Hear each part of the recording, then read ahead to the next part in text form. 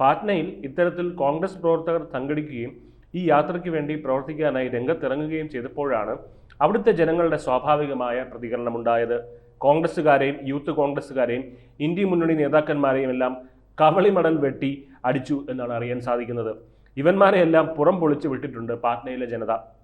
കാരണം നരേന്ദ്രമോദി ഈ രാജ്യത്തെ ഇന്ത്യൻ പ്രധാനമന്ത്രിയാണ്. അദ്ദേഹത്തെ വിമർശിക്കാനുള്ള എല്ലാ അവകാശവും പ്രതിപക്ഷത്തിനുണ്ട്. പക്ഷെ അദ്ദേഹത്തിനെ തെറി വിളിക്കാനോ അദ്ദേഹത്തിൻ്റെ അഭിവന്ദ്യ മാതാവിനെ കുറിച്ച് ഇല്ലാത്തത് അല്ലെങ്കിൽ മോശമായ പരാമർശം നടത്താനോ ആർക്കും അവകാശമില്ല. അത് ഈ രാജ്യത്തെ ജനത വെറുതെ കേട്ടുകൊണ്ട് നിൽക്കുമെന്നും തോന്നുന്നില്ല എന്ന് തെളിയിക്കുന്നതാണ് ഈ സംഭവം. അതായത് പ്രധാനമന്ത്രിയെ കള്ളൻ എന്ന് നിങ്ങൾ വിളിച്ചു, പക്ഷേ ജനങ്ങൾ വോട്ട് ബാലറ്റ് പെട്ടിയിലൂടെയാണ് അതിനുള്ള മറുപടി നൽകിയത്. പക്ഷേ ഇപ്പോൾ അദ്ദേഹം നരേന്ദ്രമോദി എന്ന മകനും നരേന്ദ്രമോദിയുടെ അമ്മയും ഇന്ത്യക്കാരുടെ മനസ്സിൽ വളരെയധികം ഇടം നേടിയിട്ടുള്ള രണ്ട് വ്യക്തിത്വങ്ങളാണ്.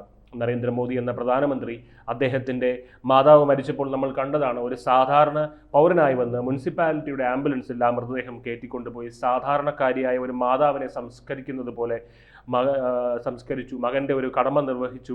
അതിനുശേഷം മണിക്കൂറുകൾക്കകം അദ്ദേഹം പ്രധാനമന്ത്രിയുടെ ഓഫീസിലേക്ക് തിരികെ എത്തി നിർണായകമായ അദ്ദേഹത്തിൻ്റെ ദൗത്യങ്ങൾ ഏറ്റെടുത്ത് നടത്തുന്നത് രാജ്യം കണ്ടതാണ്.